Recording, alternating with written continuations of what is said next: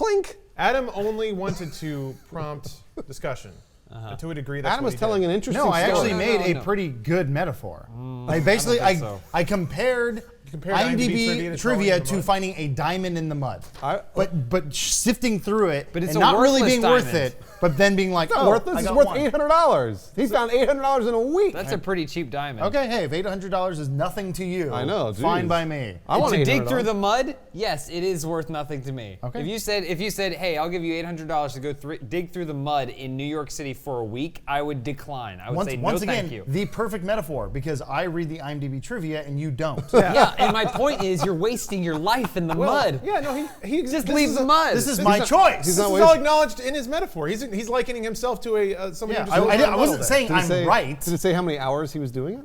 Because if it's only a couple hours, I think totally it was a worth long it. time. He said he brought tweezers and all kinds of other really depressing tools. That's to the dig through guy's mud. life. Maybe he digs the mud, goes home to his beautiful house, and sorts through the mud there. Yeah, his box. There's Wait, so it's his diamonds. Maybe he doesn't do it in like the. He comes out there and he goes, Oh, I found something! Diamonds! Sprinkled Diamonds, my out lord. there. Yeah, right. I know what you're talking about, Adam. I saw something similar, except it was people in Manhattan, except they would like scrape the dirt out of the cracks in sidewalks and then like pan that, and there'd be just tiny fucking little shitty specks of diamonds that like fell out of people's jewelry. In there. Wow. So it's weird because you'll play an RPG and you'll think, God, it'd be cool to be an adventurer and go find treasure. That's what those people are doing, except it's really depressing and stupid.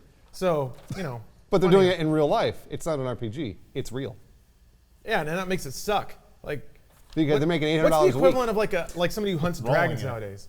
Somebody who I don't know, captures wild boar dragon nowadays as opposed to when they actually hunted dragons back then. Yeah, for meat, dragon meat. Speaking of dragons, this podcast is sponsored by War Dragons, the hit mobile game that you can see there. You can click on the link in the description to get a free starter pack. It's also sponsored by Blue Apron, who saves you from having to go kill dragons for meat because they'll deliver it right to your home. So thank you, sponsors. Hear more from them in a bit. I think we can all agree though that Adam is the modern day equivalent of a treasure hunter. Lawrence, you didn't do the Dude Soup intro. Oh shit. Welcome to a physical bowl of Dude Soup because my phone is being occupied playing War Dragons. Thank you, Jennifer. This paper. Thanks, Jennifer. We appreciate it. Jennifer's off screen playing her heart out. We put the sex doll where a human would normally sit. Yeah. We don't want Jennifer to think she's too much of a human We put being. Jennifer in a much more uncomfortable chair. Well, at least Jennifer knows we don't consider her a sex doll. I hear Omar saying "fuck" over the speaker. Uh-oh. What's wrong, Omar? I just got another RF hit. Ooh. Hey, you know what? It's okay. No big deal. How you doing down there? How you doing, baby? I got my little pack out here, right here. I'm trying to stay away from it. I'm sure somebody on Reddit will know how to solve this problem. I'll just put it right there. There we go.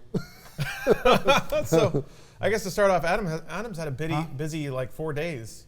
I took a vacation. You're about to take a vacation too. You're gonna do the same vacation as me. Yeah, except I'm gonna see a lot more people with colored hair and tattoos and like 40-year-olds that think they can still mosh. I got really mad last night. So that's the best way to start any sentence I've ever heard. I don't really get angry, but so James and I, unrelated to each other, went to the Cure concert, and people are awful human beings. Why?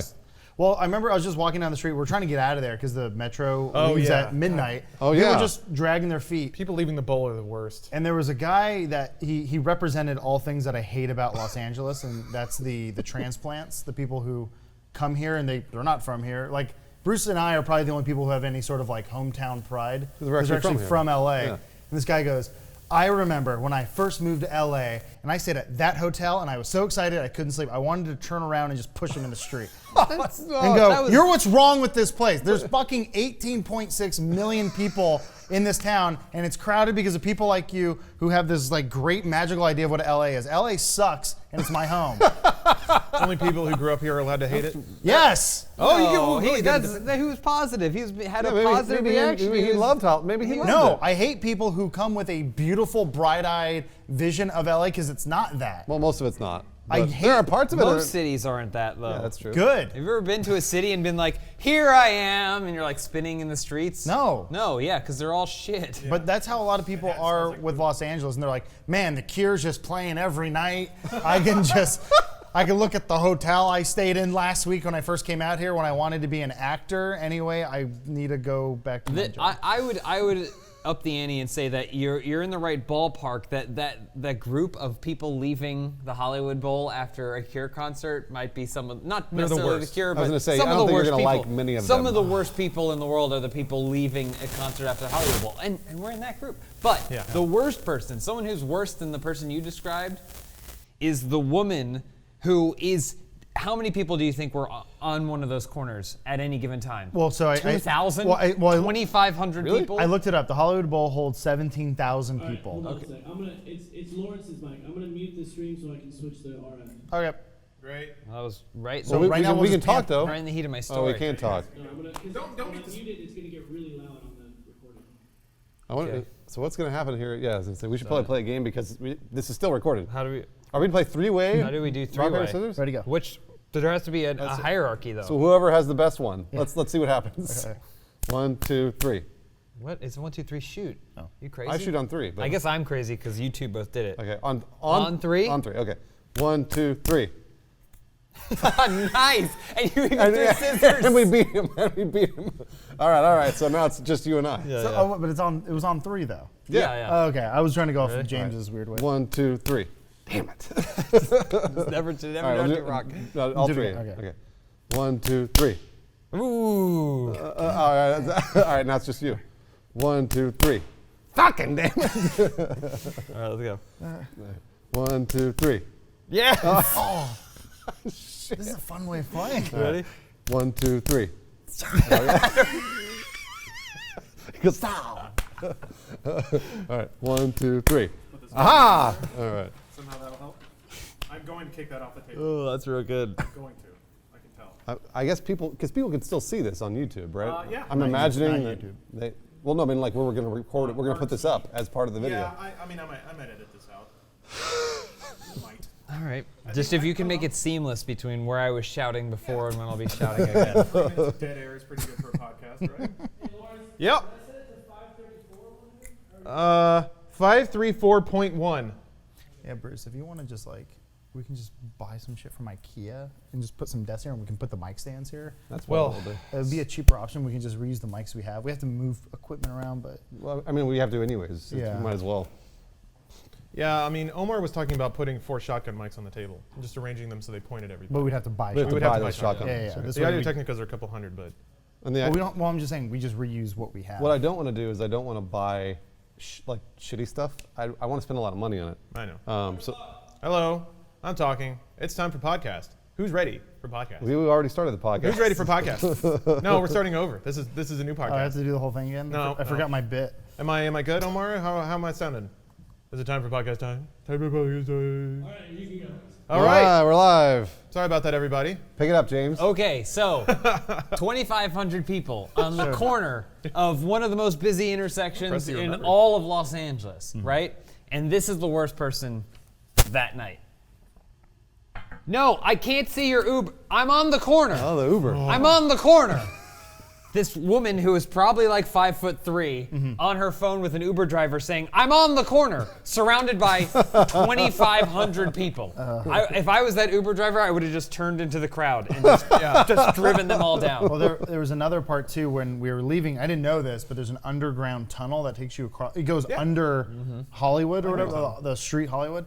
And magical I immediately flipped out because I just imagined 2 gates shutting in and then being closed in with all these people. Burn them! And then a homeless man on fire running at me. Yeah. Cool. But the problem with that is there's a lot of people just standing there holding shirts being like, "Here, shirts, $5, $5. And you're just like, I'm trying to get through, like you're in the way and it's slowing down traffic. But the worst part was, I immediately went from like, God, I hate these people selling shirts to this one guy going, look at these idiots selling shirts. I'm like, fuck you, he's trying to make a living. A lot of people were were mad buying at those everybody. shirts. A lot of people were buying shirts. They were all stopping. It was like a market. I felt like I was in a Turkish You bazaar. can't wear the band shirt at the show. You have to buy it So afterwards. many people were. Oh yeah, I know. So I think- many so I people think were there's wearing a- Cure there's a- shirts, and I was there's like, gotta be a, who looks in the mirror and You're not goes, supposed to do that. Yeah. which shirt should I wear to this concert? You're not supposed to I do feel like there's a that. statute of limitations on that, though. If you're like 45 and going to a Cure concert. There you go. Yeah, Who gives a Lawrence is fuck right. anymore? If you get beyond a certain age and the band is like 40 years Yeah. old, You can wear a Rush shirt to a Rush There were concert. other people who are doing it right. You're going to a Cure concert. You wear something mohawk adjacent. your fucking hair. Yeah. Put Oh, on yeah. black lipstick. Yeah, do yeah. all Maybe kinds wear a of, do Morrissey Cure-like stuff. wear a Morrissey shirt? Right? Yeah, there you go. Morrissey shirt. Do Cure-like things. What's the Gothic absolute stuff? worst is Yeah. buying a shirt Cry. at the concert, going to the bathroom and changing into that shirt, and then coming out. I don't know anybody I've seen who does people there do were. that. Yeah. I saw that at a couple of punk concerts, and when I saw it, I was like, all right, if I see you near the mosh, I'm gonna give you a little extra elbow. Hard cut to Lawrence falling down. Ow! Ow! My ankle! We- There were people wearing the Cure 2016 tour shirts. Oh, yeah. I saw 2011. That was the vintage one. I saw. They went to it 5 years ago. Good for them. Well, also this was we went to the Hollywood Bowl, which is not like a real concert venue where there is a mosh. Yeah. It's a bunch of 45-year-old white people Drinking I wine. remember there's one part because people kept standing up because you sit there. I remember standing up and I was looking. I was like, I wonder what the energy's like, and all it was is. People swing. That's Look, all you can That's do. the Cure. That's what you do at the Cure They shows. rocked out kind of hard. They rocked Cure out did? hard. They did. They How'd played they rock out hard? because A they couple played a lot of songs. shit post 80s. They played a lot of 90s stuff, which is lots of chugging guitar, and the light show is actually really good. Yeah. The band was rocking, but when a band plays musically rocking, but isn't necessarily like going crazy on stage, old. you Yeah, know? they're old. So it's like it's like Robert Smith like this singing, but he's like singing his fucking lungs out. Well, when he moved, people lost their shit Yeah. because he would just stand there and all. go. Good. That's 'cause he doesn't move very often. Yeah, There's- he's old. He took a step back and almost tripped over a chord, and people thought it was dancing, and they freaked out. That's a good show. So the other thing too, like I've only heard this with like English bands typically, but like Oasis, apparently they would. This is super timely, I know, but apparently they just don't do shit. They just sit there and go, Yeah. They just here's play, the song, blah blah, and it's like that was kind of the Cure. Was like we just do the shit, and like every once in a while, be like, "Are you having a good night?" And people are like, "Oh my God, he talked to me. He did it." I saw Radiohead at the Hollywood Bowl, and it was almost identical, that kind of show, where they just all took their spots and they just did their thing. Oh, well, it was a good show. I'm looking forward to the Weezer concert I'm going to later this year. Dude, Are you really? don't let Yes. me poison you, but Weezer fucking sucks live. Well, oh really? I saw them like. I saw them in a casino though, so whatever, man. When did you see them? How long ago? 2012? I saw them. That's the two recent Weezer. I was gonna say I saw them in 2003. And they weren't like burned out. They hadn't I climaxed. saw them in and dropped, 2003 like, in a 8 club with times. about 150 people, and it was fucking awesome. That sounds But now it's pretty fair to say I think they're probably not very good. It's so weird, though. Their music. Their albums does- are okay still. I mean, I would. James, But I have my own James would place with disagree, Weezer. yeah. I have my own place with Weezer. I don't think that they're bad. I just feel like they haven't really been trying for the last 15 years. But their music is not so. Sometimes music is really complex, and you're like I don't understand how Dragon Force is able to do anything on stage other than look down at their hands. But Weezer. Like you just they fucking are power always chord the. it. I always wanted to meet Weezer just to ask them the question of like, how do you feel that on every Rock Band and Guitar Hero, your song is first? Oh, like the easiest. Yeah. It's always like you're yeah. easy. Yeah. Well, they're Yeah, the well. populist pick, man. They're they're the easy slot at the karaoke bar. That makes Yeah, sense. but like on that note of not trying, I listened to their new album, the White Album, whatever, on the way over here. Oh, yeah. And the whole time I just went. Yeah, that's probably about Like that. I wonder if bands like Linkin Park and Blink-182, like they just have a template where they go, me and you and girl and love, and that's a song. It doesn't really mean anything. There's no story involved. I'm gonna It's get just really in depth There's on talent involved. really with in that. depth on Weezer right now. Oh, boy. And I think this happens to a lot of different bands. Weezer wrote the Blue Album. It was a huge success. Everybody loved it, critically acclaimed. Then they wrote Pinkerton, and Pinkerton's a good album, actually relatively musically complex. Yeah. Everybody, Better than what? Better than Blue. Better than some people, but Some people say easy, music. Omar, It's music. easy. I say they complement each other. Yeah, either way, people wrote. Everybody hated Pinkerton. They said it was bad. They didn't like it. It wasn't Weezer. Blah It's blah one of the blah. worst, like, so then reviewed- what happened was Weezer Yeah. went back. Yeah. And they're like, fuck it. On Green. We're just gonna write the same old shit over and over and over. And Didn't then that's Rivers what get they've like super depressed after Pinkerton came out, and it kind of bombed because it was, from Yeah. my understanding, it was like super personal. He spent a long time Yep. working on it. Tried to make like a very intellectual, God damn it, Snapchat, very intellectual, like album with like a lot of feeling about him and his weird Japanese girlfriend that he couldn't bang because she was too young. So He's yeah, right. man, Across the Sea. You haven't fucking listened. That's what happened. Nope. I mean, fuck, Oingo Boingo wrote a song called "I Love Little Girls." Yeah, but that was tongue in cheek. I mean, And that was more it? about height. no, it was. I mean, Or in was it interviews, tongue and something else? here's What? Underage vagina? Oh, here's ew! some- I didn't say that. Ew. Yeah. here's some fucking. What's the musical equivalent of IMDb? I don't care. I mean, Danny Elfman back in the '80s has done interviews where he's like, I just wanted to incite people. That's why I did those. Like, it doesn't mean anything. I just tried to offend people. Your Honor, I just wanted to incite people. And the ultimate offense is having sex with an underage girl. I was just trying to incite people. What do you think of me now? Yeah, I bet you you're- really hate me. Yeah, Your Honor, just fooling. And he's like, "Oh, you're free to go." You're free to go. It was Just all a kidding. prank. You're going It to was a jail and you're prank. gonna get stabbed to death. I mean, you guys know about that? There was that dude on Facebook who kept posting about how he loved girls and stuff, but then he got busted for child porn, and his defense in court was, I was trolling.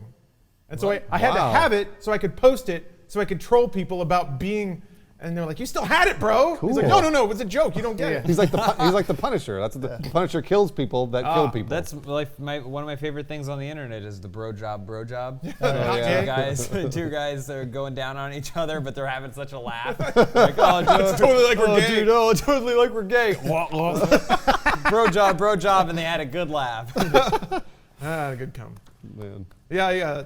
It's one of my favorite, like, it's like people just pulling the ripcord on their entire lives. It's kind of like on the internet when someone's just an absolute asshole to us, and then we're kind of a dick back, and they're like, I was just joking, I was just bro. kidding around. I was just kidding. Yeah. That happens all the time. I jumped in last week. Someone posted a thing where they're like, I don't understand Adam saying he doesn't believe reviews should exist. And I went there and said, I said review scores. I'm fine with reviews, blah, blah. And then the guy goes like, what are you talking about? And then someone goes, he said review scores. He goes, oh, sorry, didn't read it. But the thing is, I saw your response, and it was like literally 5 words, and he missed one of them. I feel like that is the sort of the world we live in where Google's right there. It's always a little to the left or a little to the right. Like, it's on your phone. It's somewhere near you. You can say, okay, Google right now, and someone's phone's gonna go off. There it goes. But like, there's always the thing where people will ask something and be like, what? I just yeah. want to use it to keep time. Oh, no worries. Thank But like, you can have a question where it's like, you'll see a thread of people and be like, did you know in China you can only have one kid bulb? And someone go, what's the population of China? It's like, what? Why would you jump in a Reddit thread to Just ask that Google it, question? yeah. Just trying to, just like you digging around in mud for diamonds, just trying to spark a little Maybe- conversation. Maybe. Spark Well, no. conversation, I'm less of like, you fucking idiot. Why are you doing that? It's more of like, this is kind of the world we live in, where it's easier or it's more understanding to shout a question rather than look it up yourself. It's like Twitch chat, man.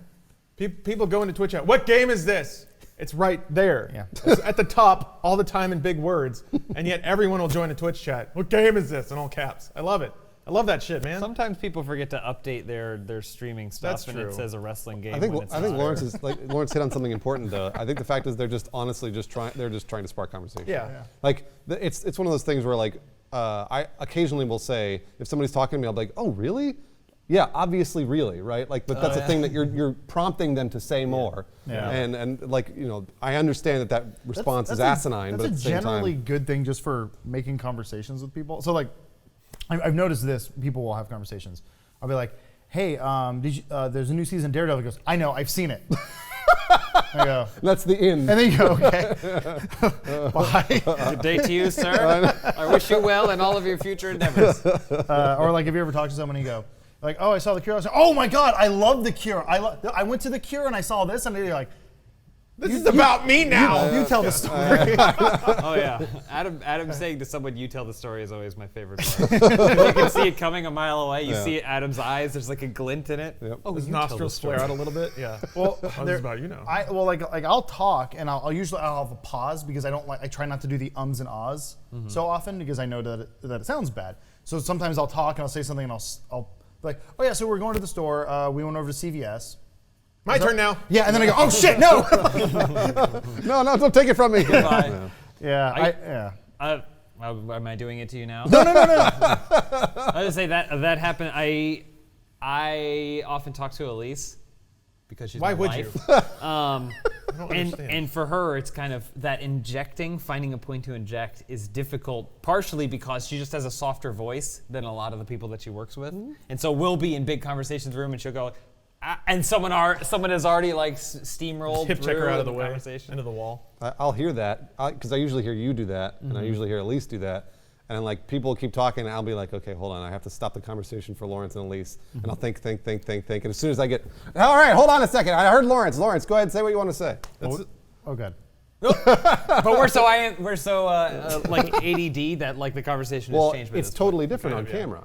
On camera, you have to sort of continue the conversation, so we can't just all pause and wait for the other person. Or talk over each other. Yeah, that's a thing that you have to actually do. Really good. Wow. I guess what we're saying is we're really good at what we do. I didn't say that we're at all. Best. I thought you guys are all assholes to Elise. Well, yeah, that's Yeah, true. well, we Only had when that it's meeting funny, which is yesterday. every time. We had that meeting yesterday. We're all on a Skype call with some of the guys in Austin, and I was looking at the camera. You know how Skype could show you like and there's the three of us just taking over the camera, Elise. and then Elise is just kind of in the corner looking at the notes and like. We were like, no, go ahead, Elise, please ask the question, because I felt bad. In my defense, the composition of that webcam setup was, I was thinking that Lawrence would be there additionally, and so would offset the weight I of the see. webcam, but Lawrence had to do something else, and so it was just Elise sitting behind us, and since she's smaller and we're very large, it made her look like she was 100 feet Elise. behind us. Poor Elise. And when she had something to interject into the conversation, he was like, ha. So, yes, I guess that is like the cure. A little Yeah. bit. What are we talking about? It was something I had to get used to Yeah. when moving to LA. Oh, yeah. It's there's a different conversation dynamic here, and maybe it's just that people in small town Texas are a little slow, mentally and physically. But there was always the implicit, I will say something, and then be courteous of the fact that there is somebody else in this conversation, as opposed to in LA, you kind of have to stake your claim early. It's like putting a quarter on the arcade machine. Yeah. When somebody's almost done talking, it's already time for you to start. Otherwise, you don't get to talk anymore. I would clarify, though, that like in North Carolina, the South, I guess you would say, the difference is that they will hold for you to speak and not at all listen to anything that you're saying. So They just it's wait for you to finish? like go ahead, and they'll listen, and they won't take any of it in, and then they'll just say whatever they were going to say afterwards anyway. So it almost at a certain point, it's not a battle for conversation. It's just two separate conversations happening. You're talking to a between different wall. people. Is what's happening. Yeah, but they're also talking to their own wall, because you are saying something, and then they'll say, wait for you to talk. And now I'm going to say this thing that's not really related to what you were saying. It's just what I was thinking anyway, like- and you just go back and It's forth. like doing an interview during E3 where you're not really listening to any of the words that you're saying. You're just picking up a key word. You're just like, Guns. all you're hearing is, "Ee," and then it's like, yeah, new Guns DLC. So the new Guns DLC, tell me about that. Ee. You just kind of see like Battlefront in the corner. You're like, That's really I want funny. to play that. I want to talk about that game instead. Lawrence, do we need to do an ad read? We do. I'm glad Okay. you brought that up. I was going to say, if you fancy good conversation, perhaps you should try doing that over a nice dinner that you prepared yourself. The Blue Apron. Blue Apron is the sponsor this week. There's a lot of stuff by mail services that tend to advertise on this podcast. This is probably the best though, because they send you food by mail, and food is the best. It's better than anything else in the world, really. I challenge anyone to defy me on that one. Water. Nope. Chicken breasts in a box is better. So it's actually pretty cool because they send you everything all pre-portioned out. So they'll send you enough for 3 recipes in a given week for however many people you have. For me, it's 2, but you may have a family of 4 or something like that. And then basically they'll pre-portion out all the stuff, send it to you. Every recipe is kind of subdivided, so all the small stuff, all the like sauces and powders and whatnot, are gathered into a little plastic or a little paper bag, and then the large stuff just kind of comes separately. They send you these giant cards with the recipes on it, with like step-by-step instructions with photos. Cool. Makes it very easy to do. Yeah, it's basically the service that I always imagined should exist. Now it does. And then also all their ingredients are locally sourced and like wild caught and all that stuff. So they're all into sustainability. Part of that is all the packaging stuff is recyclable too. So essentially I'll take all my stuff out, throw all the freezer packs back in the box, and just toss that in the recycling bin, which, as Adam has informed us, is a scam, but it makes me feel better. No, that's not what he says. He just says there's no point in sorting because It's they're going to creating sort it jobs. anyway. Yeah. Creating jobs, that's right. that's not the argument. Doesn't have to do with jobs.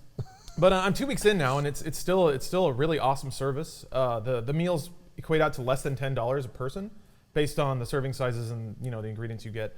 And the great thing is I used to do this inefficiently. Essentially, I would bookmark a lot of recipes, and then I would buy all the ingredients off Amazon Fresh, And then like if I needed 1 carrot, I would buy a bag of carrots. Talked about this last week. Yep. And then I'd overspend on ingredients and just have all this fucking shit sitting around. Also, if you have a kitchen, you probably have a spice rack that is clogged with crap, and you're like, oh shit, I need nutmeg, and then you open it and 17 bottles fall out. You're like, well, fuck it, I'll just buy nutmeg because it's easier than. Anyway, you don't have to worry about that anymore because all the spices are included in little pre-sorted containers. And also the fact that it is pre-sorted saves you a lot of time. There is still some prep, like they'll ship you vegetables and sometimes you have to peel or chop or dice or whatever. But hey, that's the fun part, provided you have a good set of knives. So yeah, it's just been an awesome experience so far. It's exactly what I was looking for, exactly what I hoped existed, and now it does. So for everybody, you can check out this week's menu and get 2 meals free with free shipping by going to blueapron.com/soup. They say you'll love how good it feels and tastes to create incredible home-cooked meals with Blue Apron, so don't wait. It's pretty great. They basically, so not only are the recipes pretty good, but they also give you garnish. So whenever you finish, it actually looks pretty as well. Wow. And they even give you like plating guides and stuff and wine pairings. So it's a way, it's just a shortcut. Is Joel behind this whole service? Kind of sounds like it, doesn't.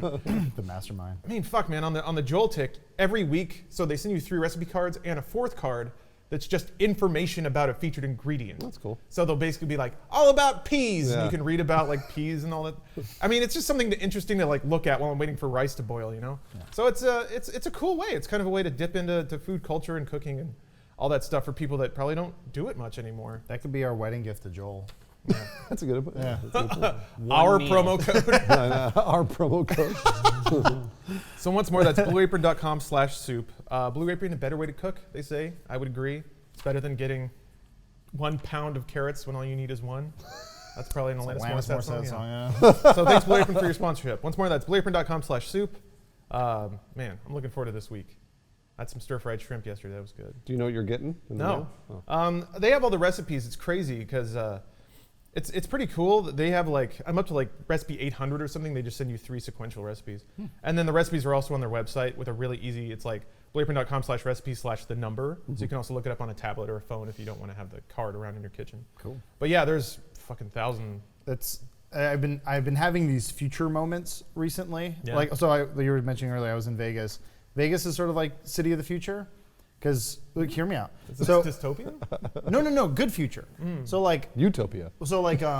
I've noticed this with buildings and stuff lately. paradise. Everything's becoming Blade Runner a little bit. You like this stuff, but there's like buildings with lights that like just look like super neon, and like the really tall buildings with like crazy light patterns. I'm like, this is kind of futuristic. And we went and saw that Cirque du Soleil show. Zumanity. Zumanity. It was Zumanity? It's all Zumanity. It was highly recommended by I didn't. Nope. I maybe didn't see it. I think Chelsea may have Oh, okay, recommended it. right, yeah. She's like, there's tits. Go see the shit. Oh, okay. What? I was Hell like, yeah. There's nudity in this? oh yeah. I want to see the Michael I want to Jackson do one called Cirque du Soleil show. Eros. And it's just good, but it's just going to be a bunch of Sex? athletic people fucking. Yeah. It's like, but on a wheel that's going back and Just forth. 2 girls going down on each other for an hour. So this was Wow. pretty close. This was future moment. So artsy. So at one point, a giant bowl comes out from the bottom of the floor, and then 2 naked Asian women are swimming around each other, and like it's supposed to be like a champagne bottle. I'm just like, I'm in the future now. What the This is fuck? cool. Oh, This yeah. is entertainment. Yeah. Like it felt like were totally Is naked? this something that they would do at Flossed in Paradise? something like that. Yeah, I'm like, this feels like weird and futuristic. And then there was like this super buff midget, like just on a trapeze, like or just like on that one of those rope things, just being swung around, and I was like, this is cool. Wow. Was there any guilt for being part of something so opulent? No, I paid for Yeah, you it. paid for it. Well, sure, but at no point did you consider that people have to trawl around in the mud for micro No, diamonds? the aristocrats of the future do not feel that kind of. Yeah, no, I mean, didn't they know just Adam put would. on their So there- giant powdered wigs and Yeah. then they go to the show. It's like Hunger Games. There's a part in Hunger Games. I don't know if it was in the movie. I know it was in the book, but at one point they talk about how some of the aristocrats would drink this stuff to make themselves vomit. Ipecac. They drink. Okay. Because they would eat until they were full, drink Ipecac Yeah. so they could eat more. So It's a I straight had vomitorium. that I had that moment in Vegas where because we went to a buffet and I was like, God, I feel so full. I wish I could throw up and eat again. You're too rich. That's what you rich need to people be, you need to do. be killed. We We, actually- need to take over the district. Carry I around a know. spit bucket, Adam. Well, Just choo choo choo. the confusion there, though, I mean, maybe it is closer to Hunger Games than I know, but Hunger Games was kind of dumb because it was like there were people who had it so good, donuts will and then Hunger Games, and then there's Katniss who's like eating her own There are feces. people like that in the world right now. That's how. but it felt like they were like 2 miles apart. Yeah, there's a. That's the only difference is that they're and close. It felt more like they were like it's sort of like the Chappie thing where it's like always Chappie. we have all this stuff, but we just don't want to give it to you. Like That's Elysium. That's Elysium. Yeah. oh, I'm sorry, Elysium. Yeah. Same Oh. fucking movie. Chappie has PS4s. That's what it was. Yeah. Well, have you seen like stuff in Brazil where it's like a high rise of Yeah, rich as fuck favelas. people, Oh, okay, and then yeah. just destitution all around? I played Max Payne 3. I know what That's this is. life, man. That's Max fucking Payne life. 3. Yeah. Can I? So, you may not have the answer to this. I just thought it was funny that you were like, I don't know how it is in those Hunger Games movies, but in the books, because I would have paid you more for seeing the movies and reading the books. But I'm just curious. It all kind of how blends does- together. How did the keeping the poor people down affect the economics of the greater world? Did they touch on that? I hate dystopian books that do that because it seems so completely unrealistic. Because the best way to keep the poor people down is give them cheap food McDonald's. that like makes Keep them them happy fat. and like have like disposable entertainment like iPhones and things that like little mobile games and stuff. Like I never understood the books where they're like 1984. We're like we're just gonna beat you into submission until you want to fight us. Yeah, no, that's it's true. like no, like you make everyone just a little happy. Well, then there's, you need like- some kind of propaganda machine to tell them that, Right. like that there's another enemy. It's not the rich people; they create jobs for you. They're their friends. It's the government. There's you a need there's a a Fox News equivalent. There's a really basically. important line there. What you're saying though, this is getting really deep. This is awesome. This is Yeah. the best podcast. we've ever done. Which is basically like they end up realizing that they're not happy enough. Yeah. And it's one of those like the poor people because they're like, oh, I'm happy eating McDonald's every day, and then eventually something clicks and they go, wait a minute, This like sucks. this sucks. Like I'm terribly unhealthy. I can't afford what I need, and it becomes this thing where like so. That's what I thought we were supposed to imagine with the Hunger Games. I'm giving the Hunger Games a lot of credit here, where eventually everybody just ended up going into being poor, entirely poor, and it didn't matter if they were given McDonald's or not. It was just sort of like, fuck, like we're totally poor, and they got beaten into submission eventually, and the rich became richer, the poor became poorer, and then it. And there. the idea of the Hunger Games is that we do it to scare them. Like it's basically the threat of action Right, sure, perpetually, yeah, right? it's fear, Like, yeah. Oh, like I we thought- beat you in that war once, Yeah, and ruling by so fear. we're gonna have you lose over and over again every single year just to remind you that we can Yep, beat you that's anytime. it. Okay. I That's kind what of the Hunger Games Gotcha. I thought the Hunger Games, the games themselves, was meant as sort of like a distraction. Where all year people are like, "Oh, it sucks being poor," but I can't wait for those games. It's both. But It's both. instead, it's Yeah. like, yeah, but then it's always there's this level of fear. I don't know. It was like you're saying. They say it's like an anniversary. Basically, it's like every year. Remember, this is what happened because you guys rose up and fought against us. Yeah, So yeah. now this is what we're doing to your kids. So we're gonna keep so reminding you that you rose up. And, Yeah. yeah, no, I know you're right though. Yeah. Like eventually, you beat them down so much that they're like, well, fuck you. Well, that's Like, the thing. Like, that's the It's a thing. case study of the failure of a dictatorship. Yeah. Kind of. Yep. Yeah, you never want Got to to. keep them stupid and happy. Yeah, exactly.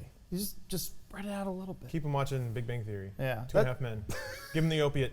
That's what I thought would have been the more realistic thing about District shithole, whatever they lived in. Was it 12? Maybe it was 12. I don't know always forget. the far off one. But rather than being like you have to hunt for your food, it just 12. It was 12.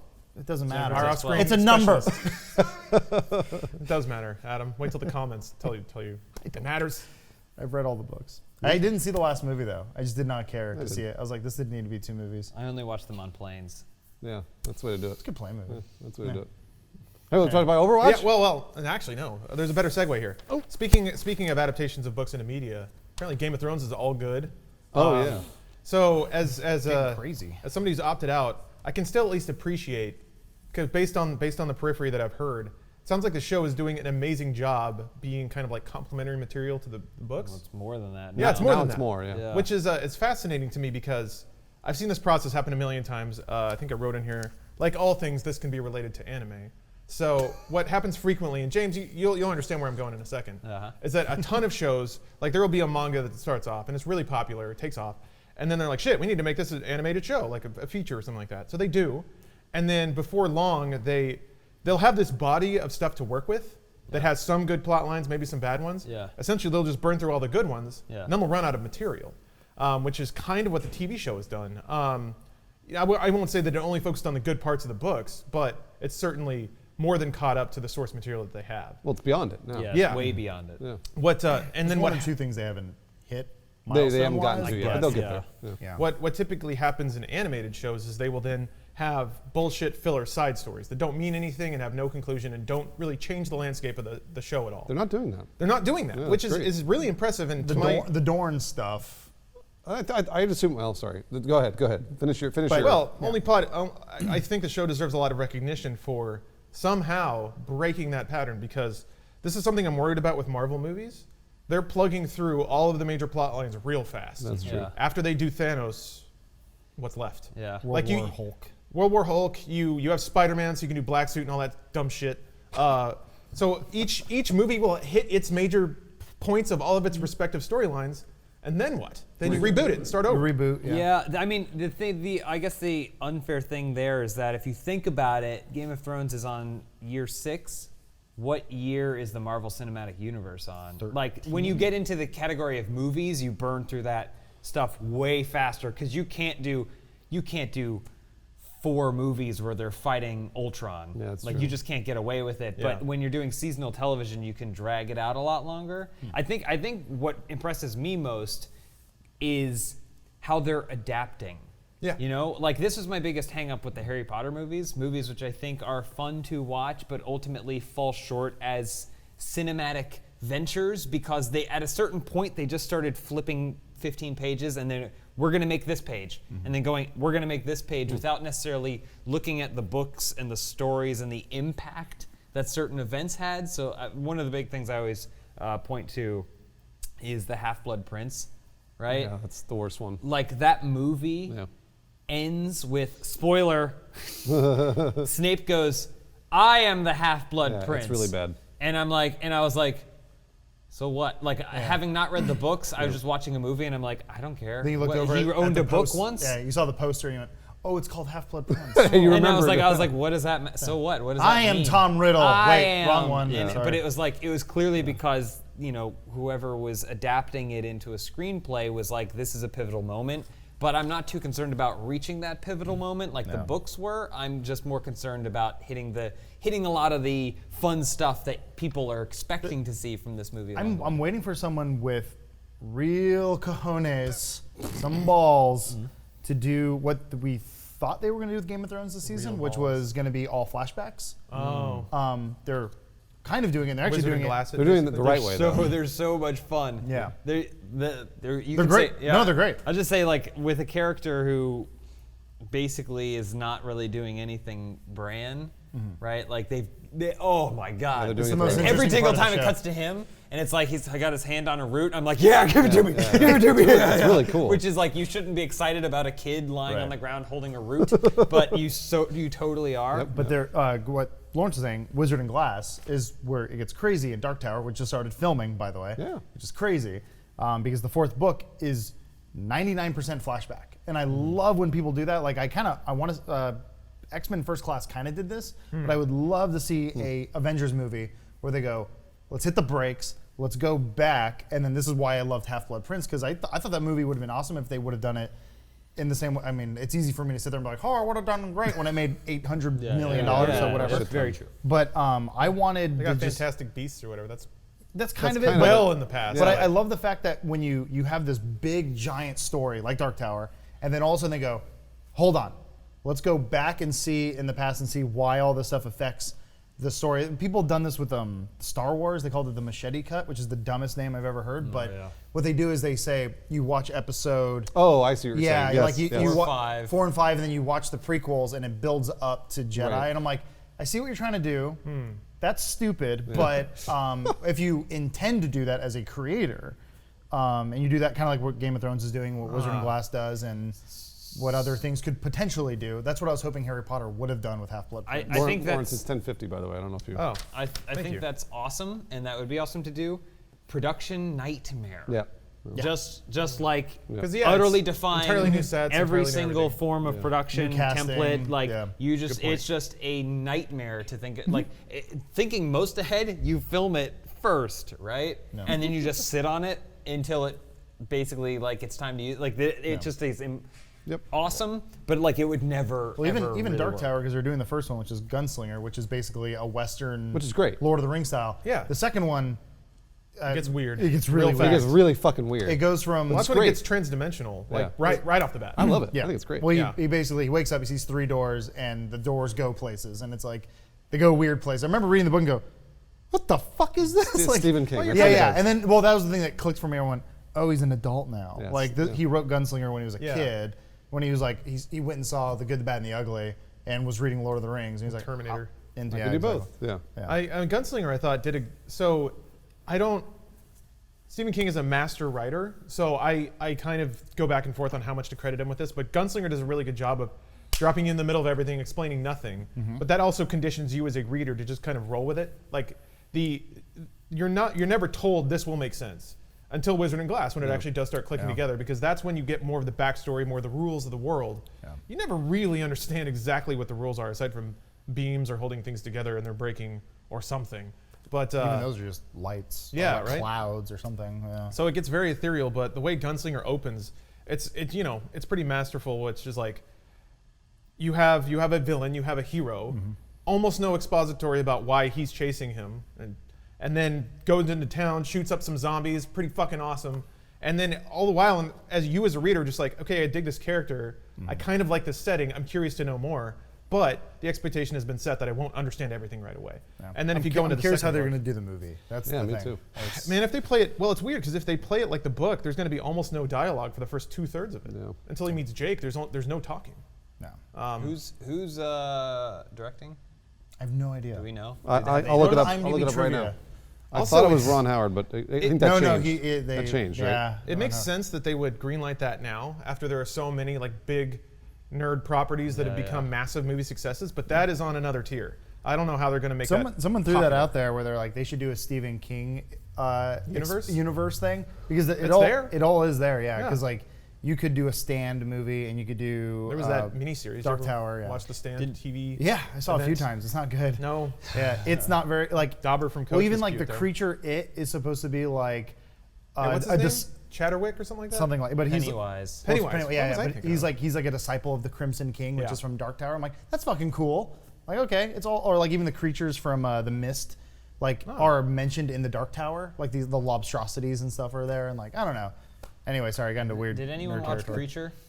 Oh, I need to. I don't know. Wait, I thought it's this. It was. It was Sunday. Oh, Yeah. shit! I should No one watch watched it. All right. Well, you don't do the ad read? Yeah. So, I guess as we wind down here, we would like to remind you that this podcast has been sponsored by War Dragons. You've seen very capable War Dragoning the entire podcast. So, it's a mobile real-time strategy game where you control dragons to conquer your enemies. It's got co-op too, so you and another dragon bro can team up to dragon flame your enemies. Let's see here. There are weekly in-game events, goals, and all that stuff. It's basically got all the bells and whistles that you'd expect from a modern mobile game. There's a lot of leveling up. You can crossbreed dragons to get your sweet eggs, and then incubate those eggs to get more dragons. It's good shit. It's like Pokemon crossed with a rail shooter, but also co-op. So we got a starter pack for people in the description. Go ahead and click that link to get your dragon adventure today. So thank you for your sponsorship of War Dragons.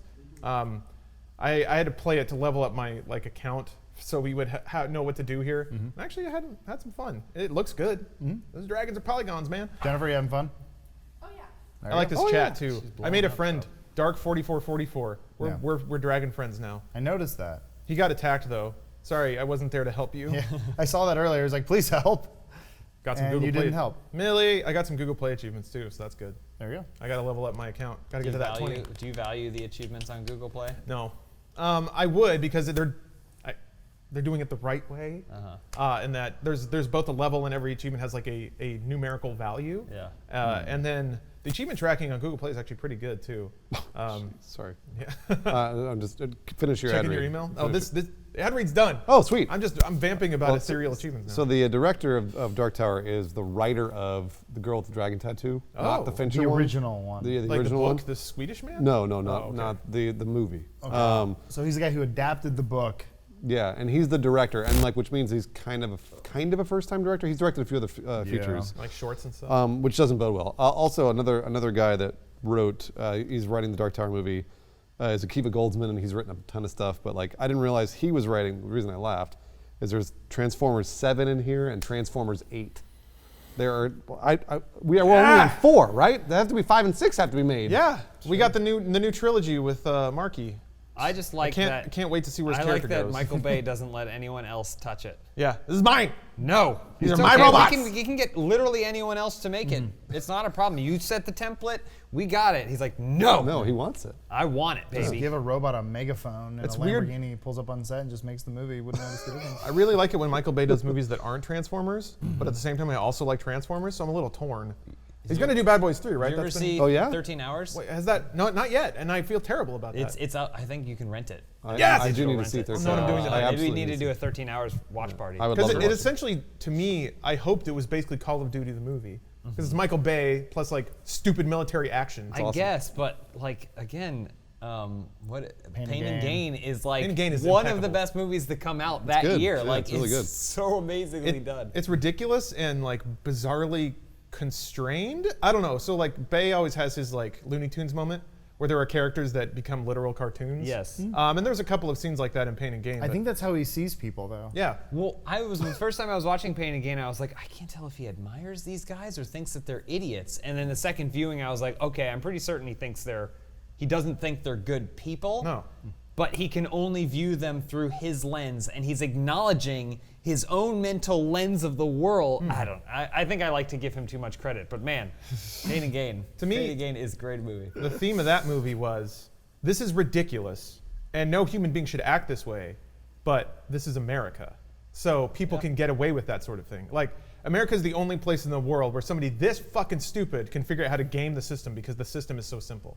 And I feel like in that way, it's almost like Michael Bay saying, I did it.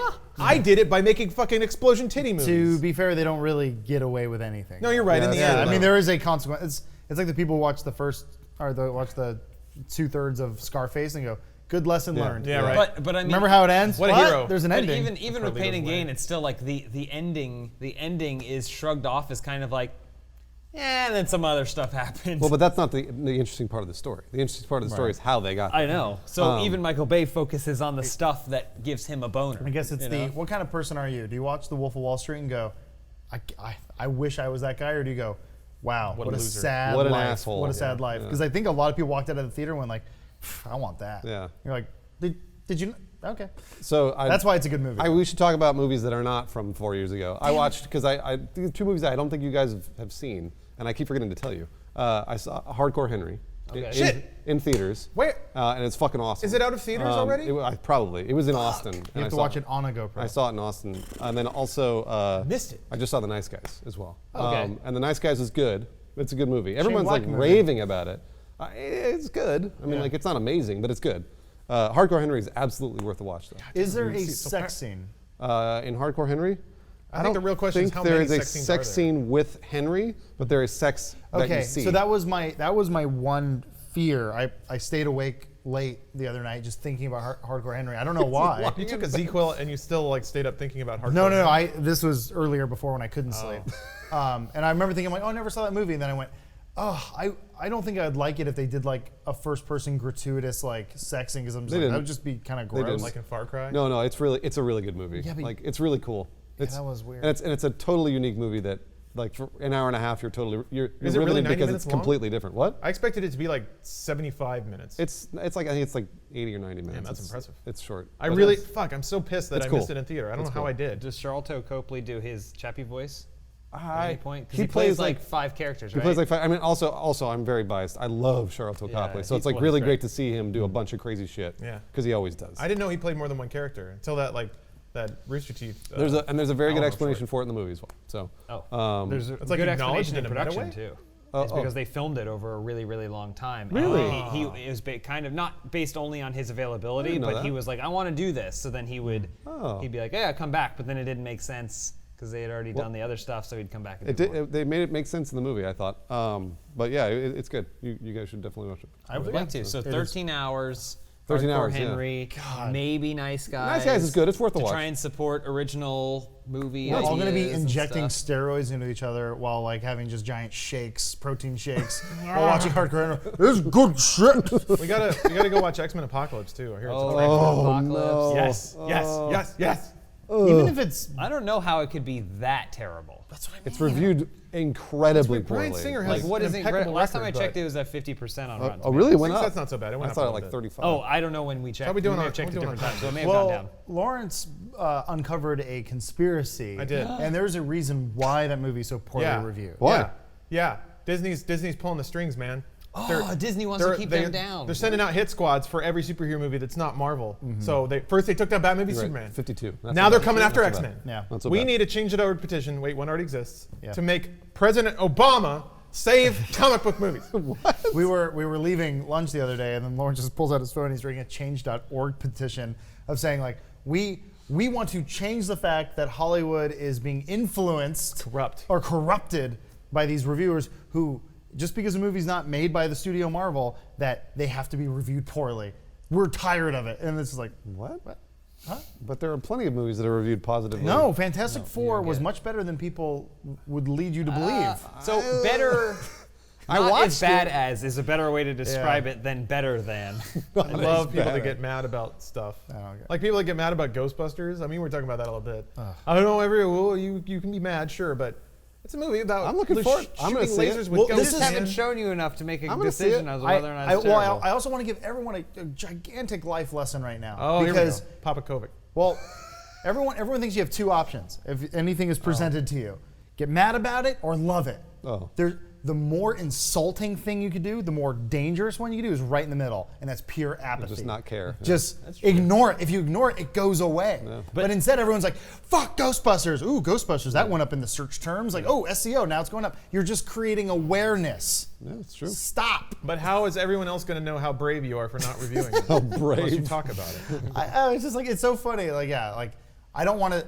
You know what? I don't want to talk about this thing, so I'm going to talk about it for a little bit. Yeah. And it's just like, just don't. Let me make a talk 2-hour about it. video telling you why I'm not going to talk about it. You should do that. I love watch it. it. Was it like a 90-second teaser can result in a 20-minute video of some angry man yelling at his webcam? That's always kind of there's thousands of that those. confounds me because the 90-second teaser comes out for a movie that's a year away. They're not even done like Yeah. shooting or Yeah. editing the movie, and this teaser comes out and it's like, "This looks like the worst movie in I the love world." the It's list like, that was you don't even know. The movie's not even close to I coming looked out. up a lot of those videos about the first Force Awakens teaser. Yeah. It's a bunch of like dudes in their bedrooms with like bikini models on the walls, and they have like a goatee, and they're just like yelling and kind of getting themselves a little winded at how angry they are about this 90-second teaser. There was one guy who was going off and off about how if this movie were directed by George Lucas, he wouldn't get away with this, but you guys just love J.J. Abrams. That's basically his voice. Wow. I'm not being an asshole. That's what he said. Okay, That's what it sounded like. Well, I have a tip for everyone out there who has that sort of mentality. Ooh, a tip. Bruce, you ever go to a little place called like Brookstone? No, that's not what it's called. Oh. Borders? Oh yeah, the Or- bookstore. or the bookstore. Barnes and Noble? Yeah. Going with this, Adam. If you ever see one of those paper things and the cover doesn't look like something you'd be Oh, I interested see. yeah, that's it. And you see in the see cover, what maybe it's like The Giver where it's just an old man. Yeah. Stupid. That's dumb. That looks stupid. That looks Old stupid. men are stupid. You judge that paper Book thing by whatever's on the its- front. You judged a book by its cover. Yeah, I mean, You're allowed to do maybe that. that'll catch on. Save you a lot of time. That's what it'll do. I don't know. One last thing about Ghostbusters. Yeah. I don't know if it will be good or bad. I haven't seen enough to determine either way. As with most trailers, Sure. I do think that if you made a trailer today for Ghostbusters, the original film, it would probably be really stupid and feature a burp, burp, burp scene of a ghost going down and giving a guy a fucking blowjob, right? Which everyone loves. Is that in the movie? It's in the Woo, first ghost movie, blowjob. yes. It's weird because it's technically a dream sequence Yeah. in the movie. Yeah. This is the movie people Dan revere, by Aykroyd's the way. character has a dream that he's getting a blowjob Very from a thinly ghost. veiled. It's like it's Oh, kind of like I forgot about that. Was it sorta. a dream? Wasn't it Yeah, a dream? no. Kind of whatever. But like, it's still like that's in the movie. Right. And I know it is a comedy. It's a very nuanced comedy. Bill Murray always kind of does those kinds of things. But that's not the clips that they would pick if they were going to cut a trailer for audiences today. So Bruce and I kind of had a moment where, so it's the same director as Spy, which was a terrible trailer. One of the worst trailers I've ever seen. And if they had called it something like Stripes, or what's another Bill Murray movie? I don't know. I see. Garfield. Caddyshack. Oh yeah, okay, yeah. So say Spy was called Caddyshack, people would have got even more mad and been like, Oh, yeah. "Oh my God, they ruined They it." ruined Oh, Caddyshack, yeah. So we were talking about this yesterday, sucks, by but the way. Which is not very Ghostbusters. good, yeah. the problem going against Ghostbusters right now has the Cloverfield thing going along with it, where it's like they probably could have just called it whatever they want and just done a completely different movie. But the problem is they're like, well, we need this name because we need to market the movie. The problem is it's just something that people hold very dear. Everybody loves it, yeah. And this is the thing. This is more and more I'm thinking, like, this might actually be an okay movie because I enjoyed Spy. It's the same director. I did too. I'm not a big Melissa McCarthy fan. McCarthy, yeah. But she was actually pretty good in Spy. So I'm like, I'm all right with that director. I don't know. Kristen Wiig. Yeah, I like Certified Kristen Wiig talented, a lot. right? Yeah. However you feel about Melissa McCarthy, it looks like some people, like she has potential to be funny despite what her resume calls her to do most of the time. I think it's about her. Kate McKinnon, who doesn't say a single thing in the trailer, is one of the funniest working comedians today. Right. Like, bar none. So, like, there's talent there. There's definitely talent. Tyron's getting excited. I'm kind of like, I'm not crazy about that director. I never saw Spy, but I've seen You everything. saw us laughing at it. I saw you guys laughing at it. Rolling his eyes on I've the seen. plane. It's so good. I thought Bridesmaids was a nerds. little too long for its own good. He cut his teeth on Arrested Development, and that's all kind of like that's where I always go back to is that he directed a lot of Arrested Development episodes. I don't. Well, the thing is, I'm probably not going to go see it in theaters. Ghostbusters? Oh, I'm definitely. I don't know. I me mean, too. the thing is, I'm just not one of those. I'm not one of those who believe that because this movie comes out, the government's going to come to my house and take my DVD copy of Oh, yeah, they Ghostbusters will. away Yeah, from me. yeah. They're That gonna movie ruin- will always exist. Yeah, ruin the legacy of Ghostbusters. And if the thing is not good, legacy. I will just continue to choose to ignore it. One thing I can say definitively is that trailer is garbage. The trailer is not It's not a good. great trailer. The first trailer or the international trailer I haven't where seen the Chris international. Hemsworth draws boobs on their ghost icon I haven't is seen kind that. of Okay. giving me a So chuckle. I haven't It's seen that tough one. because- I saw the first one, and the first one was terrible. This is me being contrarian or even apologist, but I know they know what they're doing, and I feel like if they make a shitty trailer, they make it for a reason, and that's because maybe the first trailer is meant to appeal to middle America with like fart jokes and people falling down, and the score remastered on this mournful piano. I'm sure it had a number of marketing agendas that it had to hit, and none of those were probably accurately represent the movie. Yeah, I don't know. I'm kind of. That doesn't make it curious. good. That doesn't make it okay. But I do at least want to throw the idea out there that they probably know what they're doing, and just because that is not what you want to see right now doesn't mean that the whole thing's terrible. We're gonna do the post show, by the way. Yeah, we do. It's time's up. Just so you guys know, we have now moved to the fan show or fan house. Branding depending. We got to have a long meeting about that. We've now shifted it after the podcast, so stay tuned. We're gonna look at some fan art, and there's a new feature in Google Slides. I'm excited to bust out. Oh, God damn it. We'll see how this works out. So thanks everybody for listening to the podcast. Thanks to our sponsors, War Dragons, Blue Apron. Dang it. And we'll be yell right about back in trailers. just a bit. Hey Omar, throw up that cool picture again. Yeah. Oh, I should have been posing that way. I gotta fix Bruce's finger. I'm kind of doing that, yeah. You shouldn't blindly just go follow this reviewer and go, I'm gonna trust his opinion because I don't know. Whereas like you can watch any one of our videos and go, oh, okay, I see like their likes and dislikes. So if I know James doesn't really like The Last of Us, or he cites his reasons in a very eloquent way and says why he doesn't feel why this game is the best game ever made, I go, okay, I feel the same way. So I'm probably gonna trust what he says about Uncharted. But if James sits there and just talks about how Last of Us is the best game ever and I don't agree with him, why would I watch anything he has to say about anything else?